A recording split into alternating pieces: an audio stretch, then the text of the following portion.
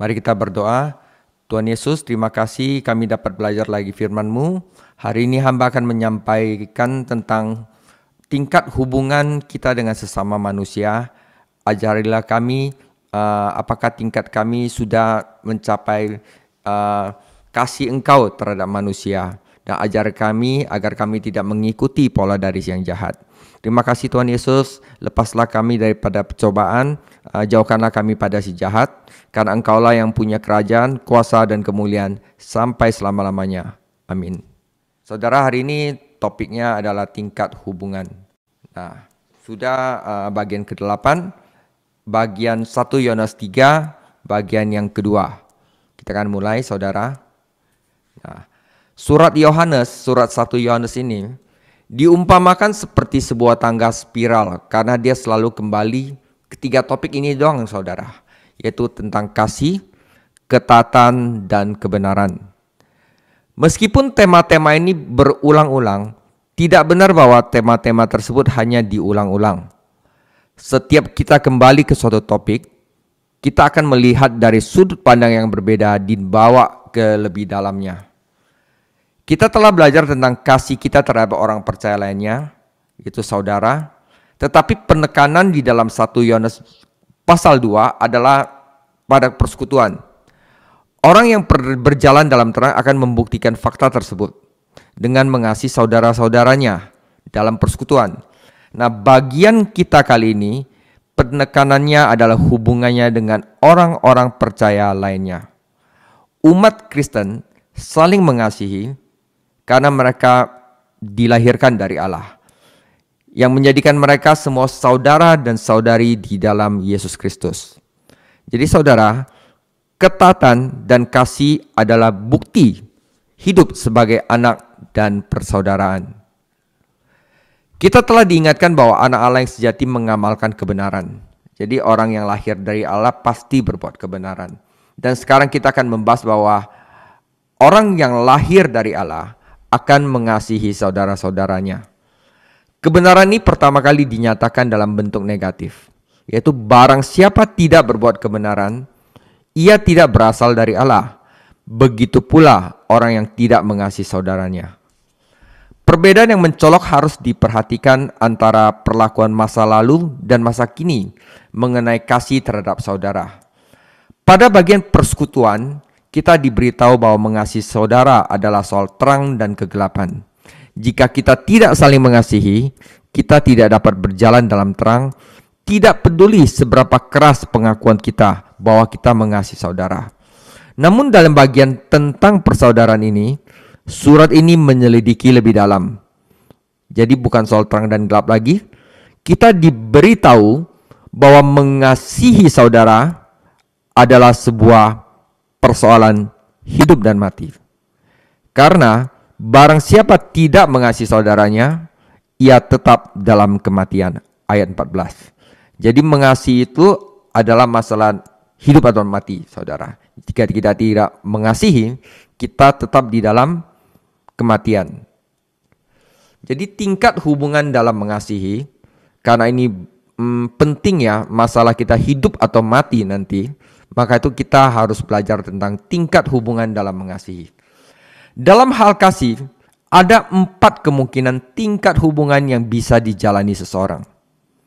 Yaitu pertama adalah tingkat pembunuhan, kedua tingkat kebencian, ketiga tingkat ketidakpedulian, dan yang terakhir yang adalah sifat Kristen adalah tingkat belas kasihan Kristen. 2 yang pertama sama sekali bukan Kristen. Yang ketiga kurang Kristen, masih tidak peduli ya. Dan hanya yang terakhir yang sesuai dengan kasih Kristen sejati. Jadi kita akan belajar 4 tingkat. Yang pertama adalah tingkat pembunuhan, kedua adalah tingkat kebencian, yang ketiga adalah tingkat ketidakpedulian, dan yang keempat tingkat belas kasihan. Dan kita semua sebagai murid-murid Tuhan Yesus dan lahir dari Allah, kita harus dalam tingkat yang keempat. Mari kita pelajari satu persatu. Kita baca dulu firman Tuhan. 1 Yohanes 3 ayat 11 sampai 24. Sebab inilah berita yang telah kamu dengar dari mulanya, yaitu bahwa kita harus saling mengasihi.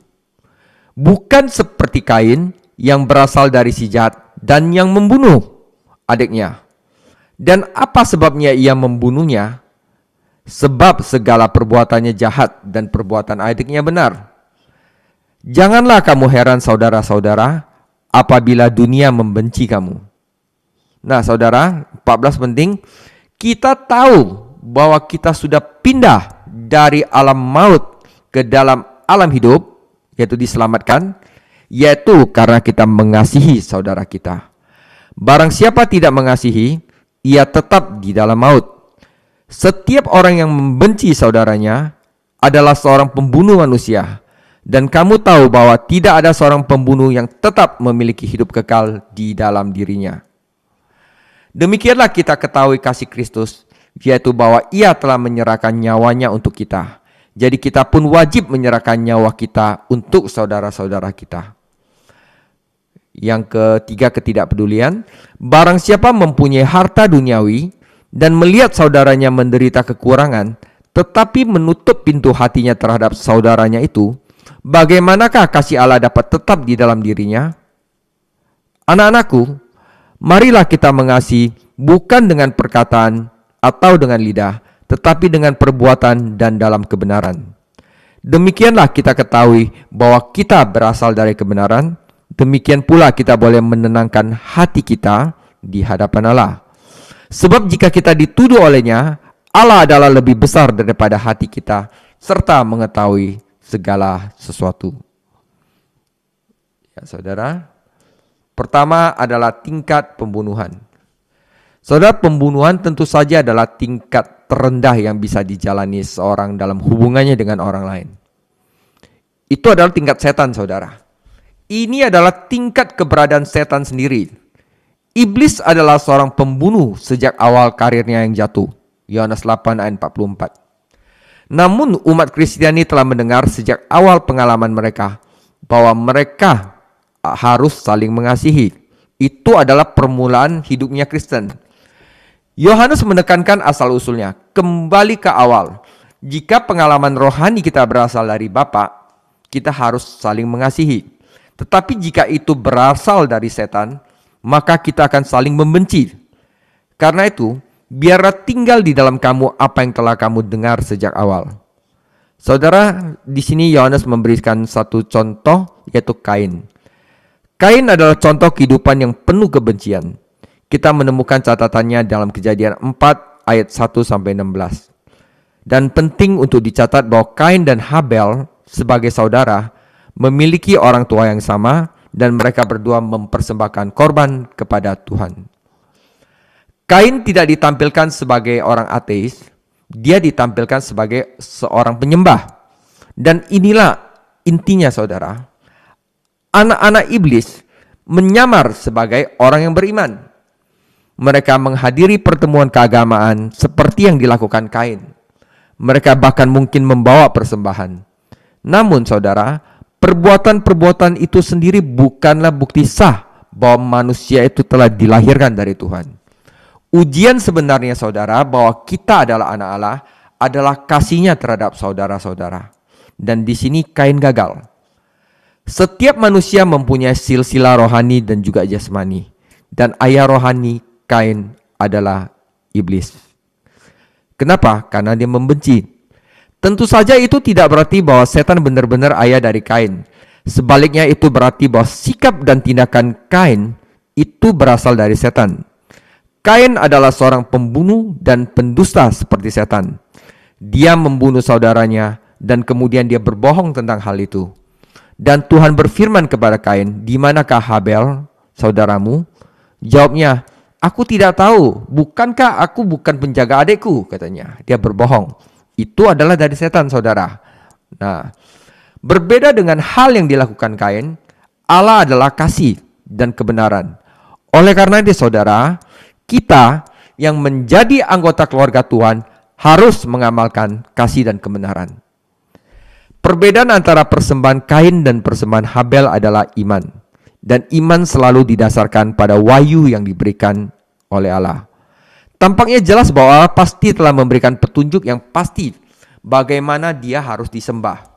Cara menyembah dia yang benar itu seperti apa. Tetapi Kain menolak firman Tuhan dan memutuskan untuk beribadah dengan caranya sendiri.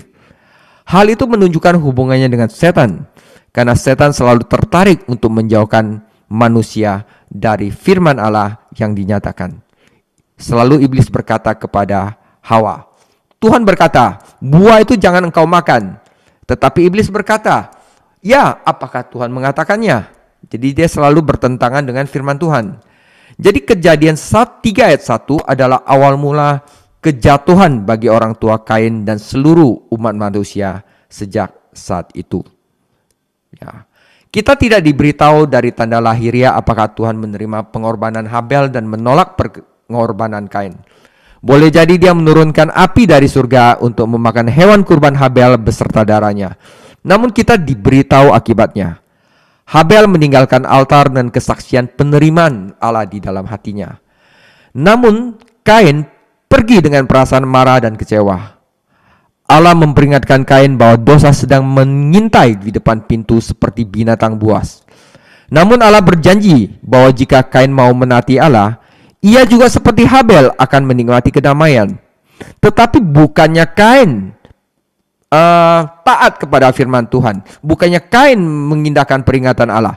Kain malah mendengarkan suara setan dan berencana membunuh saudaranya.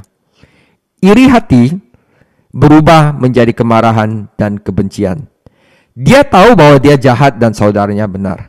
Tapi daripada bertobat seperti yang diperintahkan Tuhan, dia memutuskan untuk menghancurkan saudaranya. Berabad-abad kemudian, kejadian ini ulang lagi. Orang-orang Farisi melakukan hal yang sama terhadap Yesus, seperti yang Kain lakukan terhadap Habel. Dan Yesus juga menyebut mereka adalah keturunan ular bludak, yaitu anak-anak iblis. Sikap Kain ini mewakili sistem dunia saat ini. Dunia membenci Kristus dengan alasan yang sama seperti Kain membenci Habel. Kristus menunjukkan dosa dunia dan menyingkapkan sifat aslinya. Ketika dunia seperti Kain berhadapan langsung dengan kenyataan dan kebenaran, dunia hanya dapat mengambil satu dari dua keputusan. Either orang itu bertobat dan berubah, atau orang itu menghancurkan orang yang menyingkapkannya. Saudara, setan adalah penguasa dunia ini, dan dia mengendalikan melalui pembunuhan dan kebohongan. Jadi betapa mengerinya jika orang percaya hidup sejajar dengan setan, saudara. Seorang pemburu berlindung di sebuah gua saat hujan badai. Setelah agak kering, dia memutuskan untuk menyelidiki rumah sementaranya dan menyalakan senternya. Bayangkan betapa terkejutnya dia mengetahui bahwa dia berbagi gua dengan bermacam-macam laba-laba, kadal, dan ular. Dan dia keluar dengan sangat cepat. Saudara, jika saja dunia yang belum diselamatkan bisa melihat, maka kita akan menyadari bahwa dunia ini hidup dalam tingkat pembunuhan dan kebohongan yang rendah. Dikelilingi oleh si ular tua setan dan laba-laba, kadal, dan seluruh pasukan iblisnya. Jika kita mempunyai mata rohani yang bisa melihat, saudara. Seperti Kain, orang-orang di dunia ini berusaha menutupi sifat asli mereka dengan upacara keagamaan. Namun mereka tidak percaya pada firman Tuhan. Orang-orang yang terus hidup pada tingkat ini akhirnya akan dilemparkan ke dalam kegelapan bersama iblis dan akan menderita terpisah dari Tuhan selamanya, saudara. Jadi kita jangan sampai pada level setan ini, saudara. Oke, kita masuk ke level kedua, yaitu tingkat kebencian. Pada titik ini Anda mungkin berpikir, tetapi saya tidak pernah membunuh siapapun.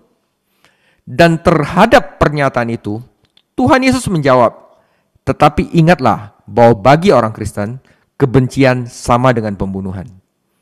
Satu-satunya perbedaan antara tingkat 1 dan tingkat 2 adalah tindakan lahiriah dalam mengambil nyawa. Tetapi niat batinnya juga sama.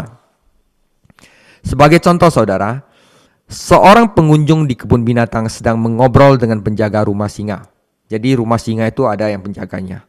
Dia berkata, saya mempunyai seekor kucing di rumah, kata pengunjung tersebut, Dan singa-singa Anda bertingkah sama dengan kucing saya.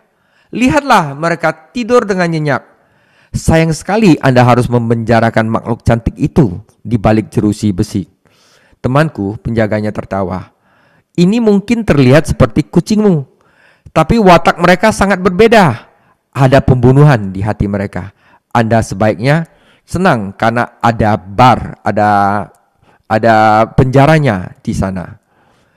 Satu-satu alasan mengapa beberapa orang tidak pernah benar-benar membunuh siapapun adalah karena jeruji yang dipasang. Rasa takut ditangkap polisi, rasa takut untuk dipermalukan, adanya hukuman, dan kemungkinan bisa hukuman mati. Namun kita yang menjadi orang Kristen akan dihakimi berdasarkan hukum kebebasan, karena kita adalah orang yang sudah dimerdekakan. Pertanyaannya bukanlah apa yang Anda lakukan, tapi apa yang ingin kamu lakukan. Apa yang akan kamu lakukan jika Anda bebas melakukan apapun yang Anda inginkan. Inilah sebabnya Yesus menyamakan kebencian dengan pembunuhan dan nafsu dengan perzinahan. Karena jika kita mempunyai power untuk melakukan itu, kalau niat hati sudah ada, maka kita akan melakukan itu. Tentu saja itu tidak berarti bahwa kebencian yang ada di dalam hati menimbulkan kerusakan yang sama besarnya atau mengandung tingkat rasa bersalah yang sama seperti pembunuhan yang sebenarnya. Tetangga Anda lebih memilih Anda membencinya daripada membunuhnya. Namun dalam pandangan Tuhan, kebencian sama saja dengan pembunuhan, dan jika tidak dikendalikan, maka akan berujung pada pembunuhan. Ya, seorang Kristen yang benar-benar Kristen, saudara, itu kita sudah berpindah dari kematian kepada alam kehidupan. Dan buktinya bahwa ia telah pindah dari kematian dan kehidupan adalah ia mengasihi saudara-saudaranya. Saat dia menjadi bagian sistem dunia, dia akan membenci umat Tuhan. Namun sekarang dia menjadi milik Tuhan dan dia mengasihi mereka. Saudara, ayat-ayat ini sama seperti ayat-ayat yang membahas kebiasaan dosa di dalam diri orang percaya, berkaitan dengan kebiasaan hidup yang sudah mapan. Orang percaya sedang mempraktikkan kasih terhadap saudaranya, meskipun kadang-kadang dia mungkin ngomel atau marah kepada saudaranya. Kemarahan yang terjadi sesekali tidak membatalkan prinsip tersebut. Bahkan hal ini terbukti benar karena orang percaya yang tidak bersekutu dengan rekan-rekan Kristennya adalah orang-orang menyedihkan. Perasaannya memperjelas kepadanya bahwa ada sesuatu yang salah. Perhatikan fakta lain. Kita juga tidak diberitahu orang yang pernah membunuh itu tidak dapat diselamatkan. Tidak juga, saudara, ya. Karena ada satu rasul yang pernah membunuh, yaitu Rasul Paulus, tetapi karena dia bertobat, dia diselamatkan oleh karena kasih karunia. Ya, saudara harus tahu, Rasul Paulus sendiri turut serta dalam kasus pelemparan batu terhadap Stefanus. Tetapi dia mengakui bahwa tindakannya turut menyebabkan hukuman mati bagi orang-orang tidak bersalah. Namun, dalam kasih karunia-Nya, Tuhan menyelamatkan Paulus. Jadi saudara tidak perlu takut, wah saya pernah membunuh orang, akhirnya pasti saya masuk neraka. Tidak, saudara. Jika Anda bertobat, maka Tuhan juga bisa menyelamatkan Anda. Persoalan di sini bukankah apakah seorang pembunuh dapat menjadi seorang Kristen? Namun, apakah seorang dapat terus menjadi seorang pembunuh dan tetap menjadi Kristen? Jawabannya adalah tidak.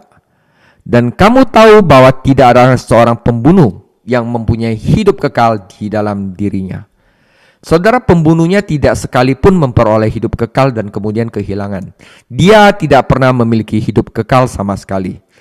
Fakta bahwa Anda tidak pernah benar-benar membunuh siapapun seharusnya tidak juga membuat Anda bangga atau berpuas hati. Anda harus periksa apakah Anda pernah memendam kebencian di hati Anda. Kebencian menimbulkan kerugian yang jauh lebih besar bagi si pembenci dibandingkan orang lain. Yesus mengatakan bahwa kemarahan menempatkan seseorang dalam bahaya menghadapi pengadilan setempat. Jadi saudara, amarah juga bahaya. Menyebut seorang saudara sebagai orang bodoh dan bodoh akan menempatkan dia dalam bahaya di Sanhedrin, Dewan Tertinggi Yahudi. Namun menyebut saudara Anda orang bodoh yang terkutuk menempatkan dia dalam bahaya hukuman abadi di neraka. Kebencian yang tidak diakui, yang tidak pernah kita akui kepada Tuhan. Tuhan, maafkan aku, ampuni aku telah membenci saudaraku. Dan ditinggalkan justru akan menjebloskan seorang dalam penjara rohani dan emosional. Saudara, penangkal kebencian adalah kasih. Benci dan saling membenci adalah pengalaman normal dari orang-orang yang belum diselamatkan, orang-orang dunia. Wajarlah saya benci dia begitu. Nah, kamu belum tahu aja. Namun ketika hati yang penuh kebencian itu terbuka kepada Tuhan Yesus, saudara, hati itu jadi lunak. Hati itu menjadi hati yang penuh kasih. Maka daripada ingin membunuh orang lain melalui kebencian, seorang itu ingin mengasihi mereka dan membagikan pesan kehidupan kekal kepada mereka. Penginjil John Wesley dihentikan pada suatu malam oleh seorang perampok yang merampok seluruh uang pemimpin John Wesley itu. Wesley berkata kepada pria itu, "Jika tiba saatnya Anda ingin meninggalkan jalan yang jahat ini dan hidup bagi Allah, ingatlah bahwa darah Yesus Kristus dapat menyucikan segala dosa." Beberapa tahun kemudian, Wesley dihentikan oleh seorang pria setelah kebaktian gereja. Dia katakan, "Apakah kamu ingat saya?" Pria itu bertanya. "Saya merampok Anda pada suatu malam dan Anda mengatakan kepada saya bahwa darah Kristus menyucikan segala dosa." Saudara, saya telah mempercayai Kristus dan Tuhan Yesus telah mengubah hidup saya, saudara. Nah, jadi kita, selama kita belum mati, kita masih ada waktu untuk mengasihi saudara-saudara dan meninggalkan kebencian, saudara. Itu adalah tingkat kedua dalam hubungan. Ada tingkat ketiga, yaitu orangnya tidak peduli, saudara. Tingkat ketidakpedulian. Namun ujian kasih Kristen bukan sekedar kegagalan melakukan kejahatan terhadap orang lain. Kasih juga berarti berbuat baik. Kasih Kristen bersifat positif dan negatif. Jadi ada dua hal, berhentilah melakukan kejahatan, tetapi kamu juga harus belajar berbuat baik. Kain adalah contoh kasih palsu kita. Kristus adalah teladan kasih Kristen yang sejati. Kristus tidak hanya tidak berbuat kejahatan, dia sama sekali tidak dosa. Tetapi Kristus memberikan nyawa bagi kita agar kita dapat mengalami kebenaran. Oleh karena itu, setiap orang Kristen mengetahui Yohanes 3 ayat 16, namun berapa banyak kita yang menaruh banyak perhatian pada 1 Yohanes 3 ayat 16? Sungguh luar biasa merasakan berkat dari Yohanes 3 ayat 16. Ya, itu bagaimana kasih Allah kepada dunia ini. Namun, jauh lebih menakjubkan lagi membagikan pengalaman itu dengan menaati 1 Yohanes 3 ayat 16. Kristus memberikan nyawa untuk kita, dan kita juga harus memberikan nyawa kita untuk saudara-saudara kita, saudara. Barang siapa berkata ia ada di dalam Tuhan Yesus, ia wajib hidup seperti Kristus hidup. Ya saudara, kita harus memberikan hidup kita kepada saudara-saudara kita. Jadi kita juga tidak boleh tidak peduli, saudara. Nah, kasih Kristen melibatkan pengorbanan dan pelayanan. Kristus tidak sekedar berbicara tentang kasihnya. Dia mati untuk membuktikannya. Perlu pembuktian, saudara. Perlu tindakan. Yesus tidak dibunuh sebagai martir. Dia rela menyerahkan nyawanya. Jadi menjaga diri sendiri adalah hukum pertama dalam kehidupan fisik. Ya, retaliation law. Ya, namun saudara, ada tingkat yang lebih tinggi, yaitu pengorbankan diri adalah hukum pertama dalam kehidupan rohani. Namun Tuhan itu tidak minta kita untuk menyerahkan nyawa kita, saudara. Dia hanya meminta kita untuk membantu saudara yang membutuhkan. Yohanes dengan bijaksana beralih dari saudara-saudara di 1 Yohanes 3:6 menjadi bentuk tunggal saudaranya dalam 1 Yohanes 3 ayat 17. Sangat mudah bagi kita untuk berbicara tentang saya mengasihi saudara-saudara dan lalai membantu orang percaya lainnya. Kasih Kristen itu kadang-kadang bersifat pribadi, one by one, dan aktif. Inilah yang Yesus maksudkan dalam perumpamaan orang Samaria yang baik hati. Tuhan Yesus tidak bicara di umum aja, saudara. Tuhan Yesus sengaja melibatkan waktunya bertemu oleh seorang perempuan yang sudah 5 kali gagal menikah, tetapi Tuhan Yesus secara pribadi datang kepadanya untuk menyelamatkan dia. Itu adalah Tuhan kita, saudara. Nah, seorang pengacara ingin berbicara, yaitu ahli Taurat, tentang topik yang abstrak. Siapakah sesamaku? Namun Yesus memusatkan perhatiannya pada satu orang yang membutuhkan dan mengubah pertanyaannya menjadi, kepada siapa saya dapat menjadi sesama manusia? Saudara, sebagai contoh, 2 orang teman sedang menghadiri konferensi tentang penginjilan. Dalam salah satu sesi, Larry merindukan Peter. Saat makan siang ketika dia lewat Pete, dia berkata, "Aku merindukanmu pada sesi itu. Sungguh luar biasa. Kamu di mana? Kenapa tidak dengar konferensi?" "Oh," dia berkata, Peter, "saya ada berada di lobi dan berbicara dengan pelayan hotel itu tentang Yesus Kristus. Saya telah membawanya kepada Tuhan."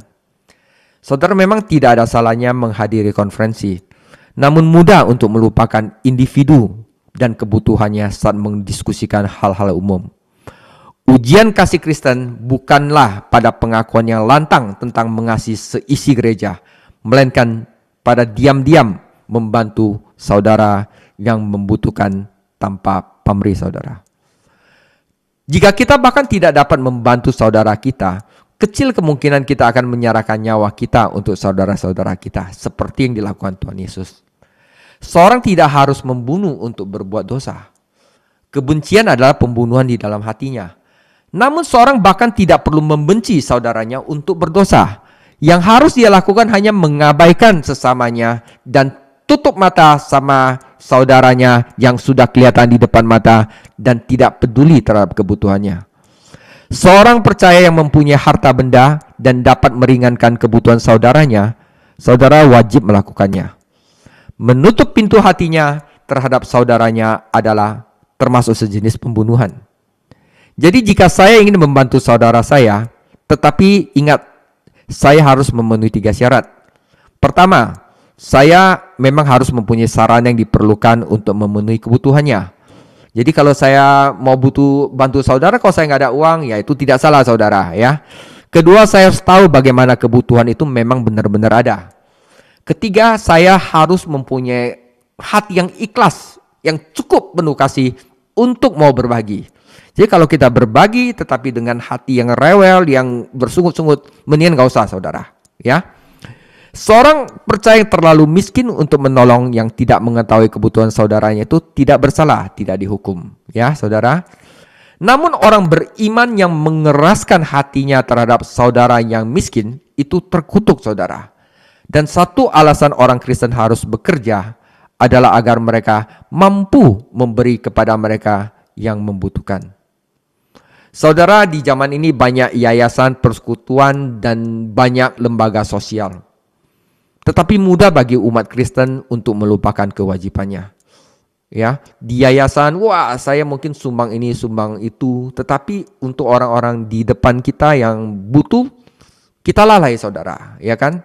Karena itu, selama masih ada kesempatan, marilah kita berbuat baik kepada semua orang, terutama kepada mereka yang sama-sama beriman kepada Yesus Kristus. Saudara, berbuat baik itu juga tidak harus dalam bentuk uang atau materi. Bisa juga dalam bentuk perhatian, bisa juga dalam bentuk doa, bisa juga dalam membawanya kepada Kristus, ya. Dan ini mungkin mencakup pelayanan pribadi dan memberikan diri untuk melayani orang lain. Ada banyak orang di gereja kita yang kurang kasih dan tidak mau menerima persahabatan. Ya, saudara. Seorang ibu muda mengakui dalam pertemuan kesaksiannya bahwa dia sepertinya tidak pernah punya waktu untuk kebaktian pribadinya. Pokoknya super sibuk. Dia punya anak kecil yang harus diurus dan jam-jam itu berlalu begitu saja. Bayangkan terkejutannya ketika 2 wanita dari gereja muncul di depan pintu rumahnya. "Kami datang untuk mengambil alih. Pergilah ke kamar tidur dan mulailah beribadah." Katanya, "Saya jaga anak kamu dah." Katanya, "Kamu kan gak ada waktu. Anak kamu rewel. Udah, saya jaga anak kamu ibadah." Setelah beberapa hari menerima bantuan semacam ini, ibu muda itu mampu mengembangkan kehidupan kebaktiannya. sehingga tuntutan waktu sehari-hari tidak membuatnya kesal, saudara. Jadi jangan banyak alasan, ya. Jika kita ingin mengalami dan menikmati kasih Tuhan dalam hati kita sendiri, kita harus mengasihi sesama, bahkan sampai titik pengorbanan. Nah, ketidakpedulian terhadap kebutuhan saudara berarti merampas apa yang lebih kita butuhkan, yaitu kasih Allah di dalam hati kita. Dan ini adalah masalah kasih atau kematian, saudara. Oke, karena itu kita tahu firman Tuhan ini, kita mulailah untuk peduli. Walaupun saudara kita itu bikin kita kesel, ya, tapi suatu titik karena ada kasih Allah di dalam hati kita, mari kita bantu saudara kita dengan semampu kita, saudara, dan juga harus dengan tulus. Dan kebutuhan itu harus ada. Oke, itu adalah tingkat kepedulian dan juga adalah dosa, saudara. Dan yang terakhir adalah tingkat yang harus dimiliki orang Kristen, yaitu tingkat belas kasihan Allah, agape, saudara. Kasih Kristen yang sejati berarti mengasihi dalam perbuatan dan kebenaran. Lawan kata dari dalam perbuatan adalah cuman ngomongnya doang, dalam perkataan. Dan lawan dari dalam kebenaran adalah dengan lidah. Berikut adalah contoh kasih dalam perkataan. Jika seorang saudara laki-laki atau perempuan tidak mempunyai pakaian dan membutuhkan makanan sehari-hari, maka salah satu dari kalian berkata kepada mereka, "Pergilah dengan damai, hangatkanlah diri dan kenyanglah." Namun kamu tetap tidak memberi mereka apa yang diperlukan untuk tubuh mereka, walaupun kamu mempunyai cukup materi untuk melakukannya. Apa gunanya? Mengasihi dengan kata-kata berarti sekedar membicarakan suatu kebutuhan. Namun mengasihi dengan perbuatan berarti Anda action, berarti melakukan sesuatu untuk memenuhi kebutuhan tersebut. Anda mungkin berpikir karena Anda telah membahas suatu kebutuhan atau bahkan udah doain bahwa Anda telah melakukan tugas Anda. Saudara, namun kasih Kristen itu melibatkan lebih dari sekedar kata-kata, saudara. Kasih Kristen memerlukan tindakan pengorbanan. Seperti apa yang Tuhan Yesus lakukan, saudara. Mengasihi dalam bahasa, dalam lidah adalah lawan dari mengasihi dalam kebenaran. Artinya mengasihi itu dengan tidak tulus, saudara. Cuman ngomongnya doang. Mengasihi dalam kebenaran berarti orang itu apa yang dalam hatinya benar-benar pengen nolong, dia dengan tulus dari hatinya, bukan hanya dengan dari lidah. Orang-orang tertarik oleh kasih yang tulus, tetapi menolak oleh sebuah banyak drama atau variasi yang dibuat-buat. Salah satu alasan mengapa orang-orang berdosa tertarik kepada Yesus adalah karena mereka yakin Tuhan Yesus mengasihi mereka dengan tulus. Jadi sebenarnya orang itu bisa tahu kalau saudaranya itu mengasihi mereka itu dengan tulus atau tidak. Tetapi bukankah dibutuhkan biaya yang lebih besar bagi orang beriman untuk menjalankan kasih semacam itu? Ya benar, saudara, butuh pengorbanan, dan itu membuat Tuhan Yesus kehilangan nyawanya.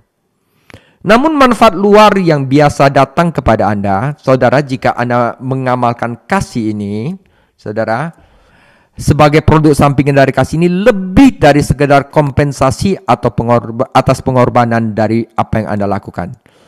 Yang pasti, saudara, Allah tidak mengasihi orang lain karena ingin mendapatkan imbalan. Namun prinsip Alkitabiah, berilah maka Anda akan diberikan, berlaku baik dalam kasih maupun dalam bentuk uang.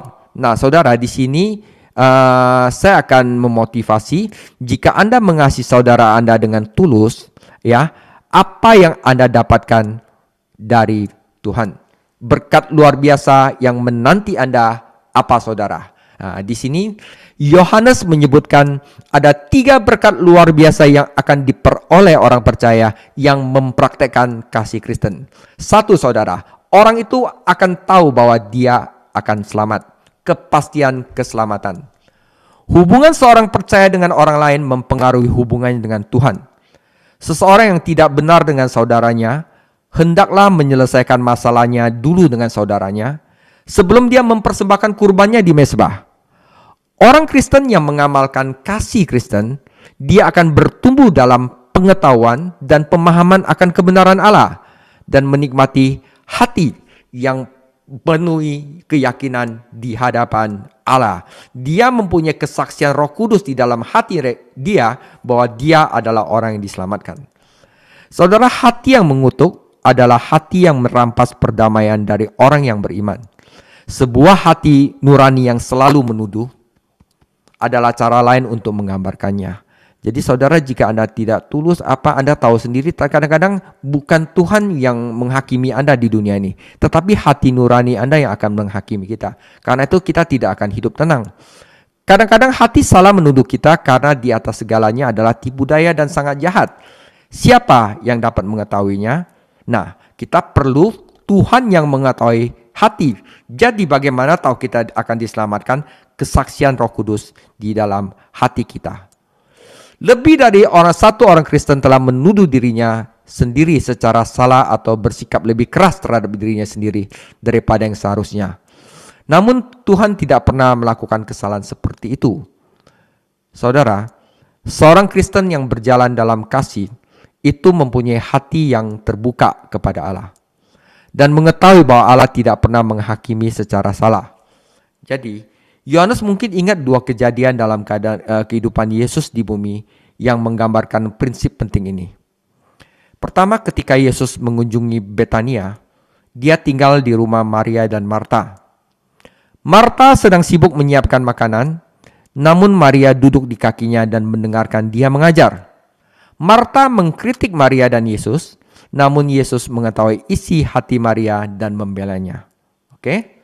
Jadi Tuhan itu melihat hati. Jadi nggak usah dengar kritikan orang lain atau tuduhan-tuduhan ya. Kalau orang yang terbuka kepada Tuhan, dia akan mengetahuinya, saudara. Rasul Petrus menangis dengan sedihnya setelah dia menyangkal Tuhannya 3 kali. Dan tidak diragukan lagi, dia dipenuhi oleh penyesalan dan pertobatan atas dosanya. Dan siapa yang tahu bahwa dia telah bertobat? Namun Tuhan Yesus tahu bahwa Petrus telah bertobat. Dan setelah kebangkitannya, Tuhan mengirimkan pesan khusus kepada Petrus yang pasti untuk meyakinkan nelayan yang menyangkal itu bahwa ia telah diampuni. Nah, hati Petrus mungkin mengutuk dia karena dia tahu dia telah menyangkal Tuhan 3 kali. Namun Tuhan lebih besar dari hatinya. Tuhan Yesus yang Maha Tahu, yang mengetahui segalanya, memberikan Petrus keyakinan, kepastian, keselamatan yang dia perlukan. Nah, saudara, oleh sebab itu saudara, berhati-hatilah agar iblis tidak menuduh dan merampas iman kita kepada Tuhan Yesus. Ya saudara, karena itu perlu yang namanya pengakuan dosa, saudara. Biar kita feel bahwa kita benar-benar telah diampuni. Jadi begitu Anda mengakui dosa Anda dan dosa itu ampuni, Anda tidak perlu membiarkan dosa itu menuduh Anda lagi. Itu firman Tuhan yang katakan. Petrus mampu menghadapi orang-orang Yahudi dan berkata, "Tetapi kamu telah menyangkal yang Maha Kudus dan yang adil." Karena apa? Yang dia dulu lakukan, menyangkal Kristus, sudah damai di dalam dirinya. Karena dosanya yang menyangkal Kristus telah diatasi dan telah diampuni dan dilupakan. Jadi memang tidak ada orang Kristen yang boleh meremehkan dosa. Tetapi tidak ada orang Kristen yang boleh lebih keras terhadap dirinya daripada Tuhan yang dapat melihat hati, saudara. Ada jenis pemeriksaan diri dan penghukuman diri yang tidak wajar dan tidak bersifat rohani, saudara. Jika Anda mempraktekkan kasih yang tulus terhadap saudara, maka hati Anda harus benar di hadapan Allah. Karena Roh Kudus tidak akan mencurahkan kasih-Nya di dalam Anda jika ada kebiasaan berdosa di dalam hati Anda. Ketika Anda mendukakan Roh Kudus, Anda mematikan pasokan kasih Allah. Kasih Allah itu sudah sirna, ya saudara. Jadi tidak bisa memancarkan bahwa Anda sudah pasti masuk surga. Nah, Anda mematikan sendiri. Kenapa? Dosa. Jadi berkat luar biasa karena kita mengamalkan kasih Kristen dengan tulus, hati nurani kita itu akan memberikan kesaksian. Roh Kudus akan memberikan kesaksian bahwa Anda adalah orang diselamatkan. Itu adalah suatu berkat yang luar biasa, saudara. Nah, saudara, berkat kedua yang bisa kita dapat jika kita mempraktekkan belas kasihan adalah doa yang terkabul.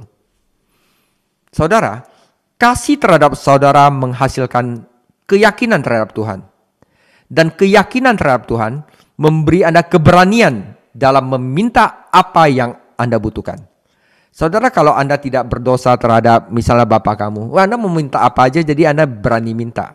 Ya kan? Tetapi kalau saudara ada bikin sedikit salah terhadap Bapak Anda mungkin agak nggak berani minta, saudara. Benar kan? Nah, ini juga sama halnya di sini. Itu tidak berarti bahwa Anda memperoleh jawaban dosa dengan mengasihi saudara-saudara Anda. Bukan. Sebaliknya itu berarti bahwa kasih Anda terhadap saudara-saudara membuktikan bahwa Anda hidup dalam kehendak Tuhan, di mana Tuhan dapat menjawab doa Anda.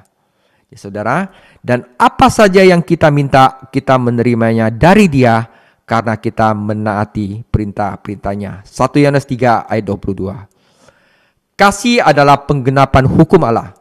Oleh karena itu, ketika Anda mengasihi saudara-saudara, Anda mematuhi perintah-perintahnya dan Dia mampu menjawab permintaan Anda.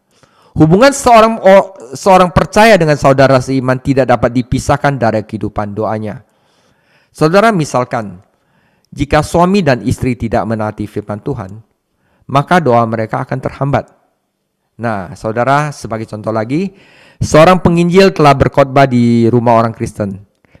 Setelah pertemuan itu, seorang ayah menghampirinya. Saya sudah berdoa untuk anak yang bandel selama bertahun-tahun, kata sang ayah, dan Tuhan belum menjawab doa saya. Penginjil membaca Mazmur 66 ayat 18 yang bunyinya seperti ini, jikalau aku menganggap ada kedurhakaan di dalam hatiku, maka Tuhan tidak akan mendengarkan aku. Oke, oleh karena itu penginjil berkata demikian, jujurlah pada diri sendiri dan Tuhan. Apakah ada sesuatu antara Anda dan orang Kristen lain yang perlu diselesaikan? Nah, saudara, oleh karena itu jika kita ingin doa kita selesai, kita harus selesaikan masalah kita dengan orang Kristen lainnya. Ya, saudara. Nah, saudara, ada seorang penginjil suami istri orang Korea yang mereka percaya Tuhan tapi ribut terus dalam rumah. Ribut terus. Saudara, setelah diselidiki, seorang pendeta berkata kepada orang Kristen itu, apakah Anda masih ada dendam dengan sesuatu? Oh, akhirnya penginjil itu bilang, ya, saya membenci bapak saya. Saya dipukul sama bapak saya waktu kecil dan bapak saya itu benar-benar kasar terhadap saya dan saya benci dia sampai saat ini. Oh, pendeta bilang, saya rasa masalah kamu dengan ayah kamu harus diselesaikan dulu jika rumah tangga Anda mau berjalan dengan baik. Oke, kebetulan yang ada masalah keluarga itu adalah pendeta, tetapi dia tidak bisa hidup akur dengan istrinya karena dia masih benci dengan bapaknya. Akhirnya dia telepon bapaknya, Pak, maafkan saya telah menyia-nyiakan dan tidak menganggap Papa selama ini. Ya, saya sudah ampuni Papa. Akhirnya mereka bertemu, bapaknya kenal Tuhan, dibaptis oleh anaknya itu langsung. Dan setelah itu saudara, kehidupan rumah tangga dari pendeta yang baru itu berhasil, saudara. Nah, kadang-kadang begitu, saudara. Karena itu hati yang penuh benci, sekarang kita periksa, kita benci siapa? Ampuni semua, saudara. Ya. Sang ayah ragu-ragu lalu berkata, ya, saya khawatir aku menyimpan kebencian dalam hatiku terhadap pria lain di gereja ini. Kalau gitu, perbaikilah nasihat penginjil itu. Dan akhirnya dia berdoa bersama pria itu. Sebelum kampanye selesai, sang ayah melihat putranya yang bandel kembali kepada Tuhan. Itulah, saudara. Ya. Jadi kalau ada pengalaman ini, saudara tahu apa yang harus dilakukan. Tentu saja ayat-ayat ini tidak memberi kita semua syarat agar doa terkabul, saudara. Namun ayat-ayat ini menekankan pentingnya ketaatan. Salah satu rahasia besar doa yang terkabul adalah ketaatan. Dan rahasia kita bisa taat adalah kasih. Jikalau kamu mengasihi aku, patuhi perintahku. Jikalau kamu tinggal di dalam aku dan firmanku tinggal di dalam kamu, mintalah apapun yang kamu kehendaki, dan hal itu akan terjadi padamu.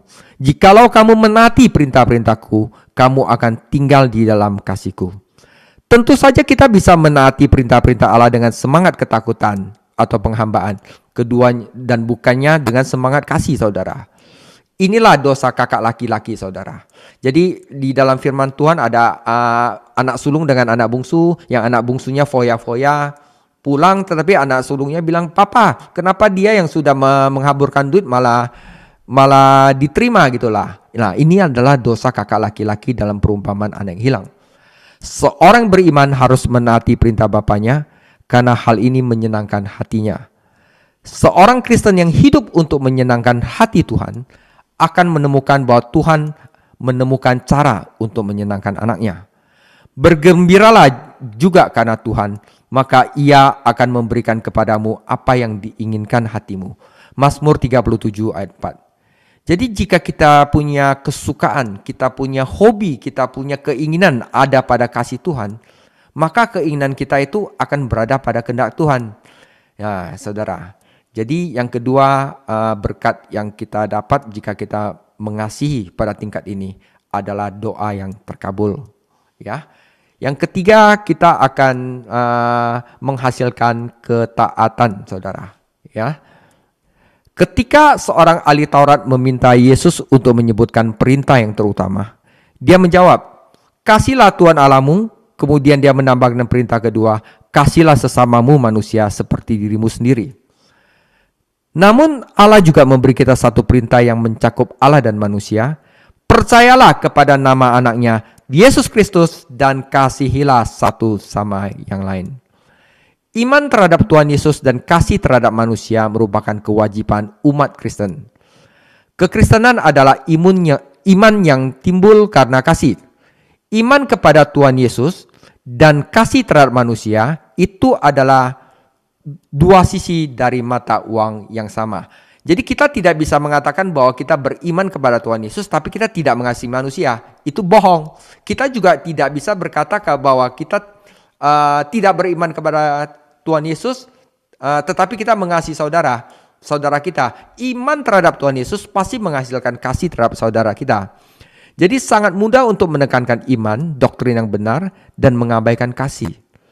Di sisi lain, ada yang mengatakan doktrin tidak penting dan kasih adalah tanggung jawab. Yang penting karakter, doktrin tidak penting. Salah juga, saudara. Jadi, saudara, doktrin, kebenaran, dan ketulusan hati dan kasih, dua-duanya penting. Nah, dan malah itu dua tidak bisa dipisahkan sama sekali. Saudara, seorang suster yang tulus untuk merawat pasiennya, kalau dia nggak ada kebenaran, dia salah kasih obat, orang pasiennya juga akan mati. Jadi diperlukan kebenaran, juga diperlukan kasih. Ketika seorang dibenarkan karena iman, dan dia harus tahu bahwa saat itu juga kasih Allah sedang dicurahkan ke dalam hatinya. Nah, jadi salah satu bukti bahwa kita sudah percaya kepada Tuhan Yesus adalah jika kita ada kasih. Tinggal di dalam Kristus adalah pengalaman penting bagi orang percaya yang ingin memiliki keyakinan terhadap Tuhan dan menikmati jawaban doa. Yesus dalam pesannya kepada para murid di ruang atas, ya waktu perumpamannya tentang pokok pohon anggur, itu dia menggambarkan kata tinggal, bahwa di mana ada Yesus, Yesus ada di dalam kamu. Dia mengibaratkan para pengikutnya dengan ranting-ranting pohon anggur yang harus selalu nempel pada pokok anggur itu. Selama ranting memperoleh kekuatannya dari pokok anggur, yaitu dari firman Tuhan, dari Bible study, ia akan menghasilkan buah.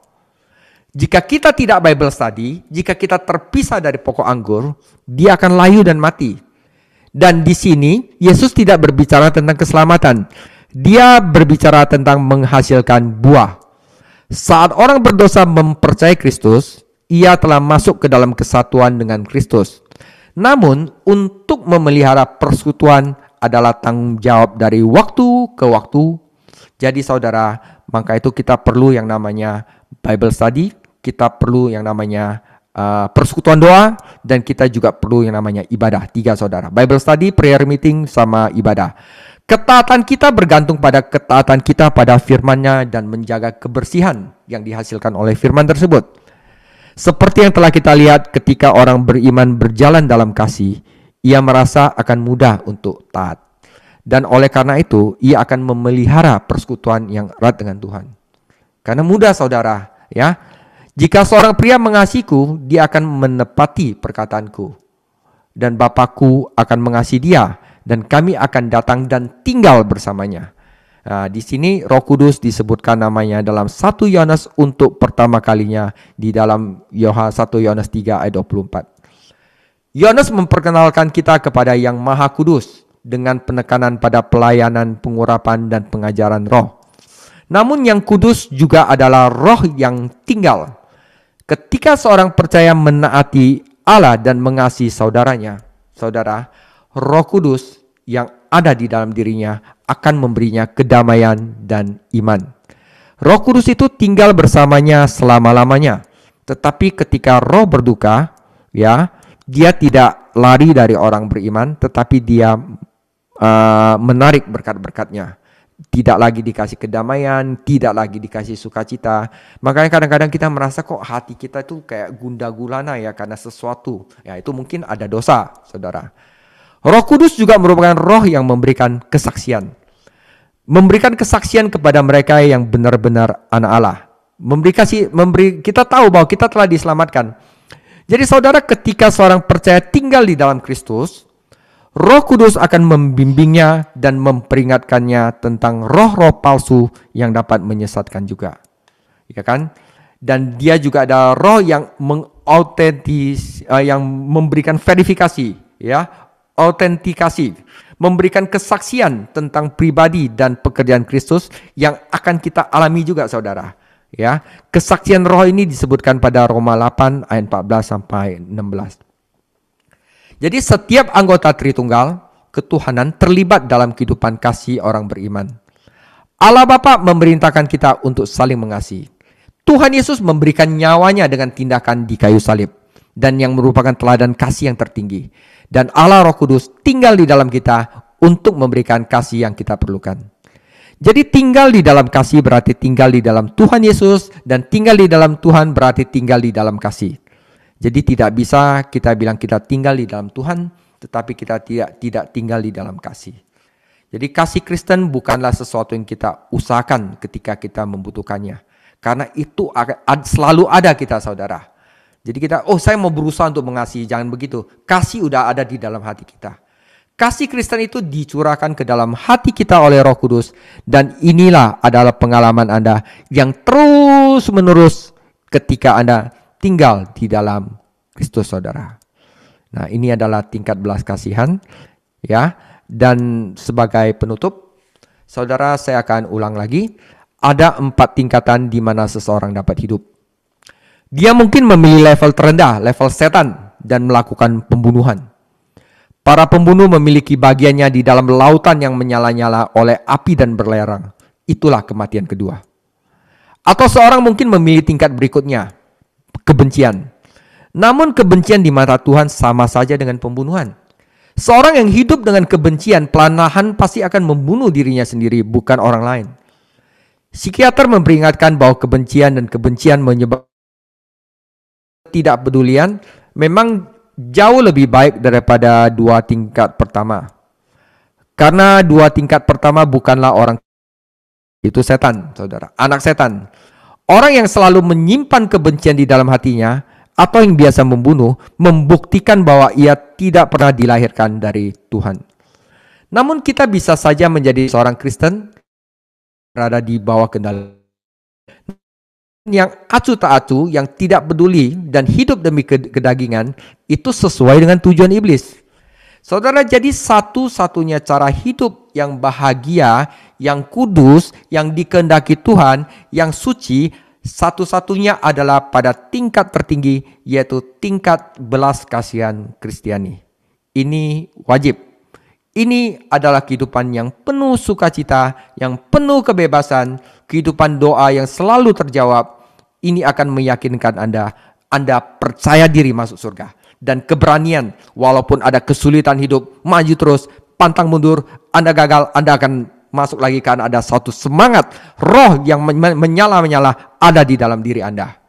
Terlebih lagi dalam arti spiritual, nah saudara tidak ada pilihan lain, ini Anda mengasihi atau Anda mati saudara. Oke, demikian firman Tuhan. Tuhan Yesus memberkati.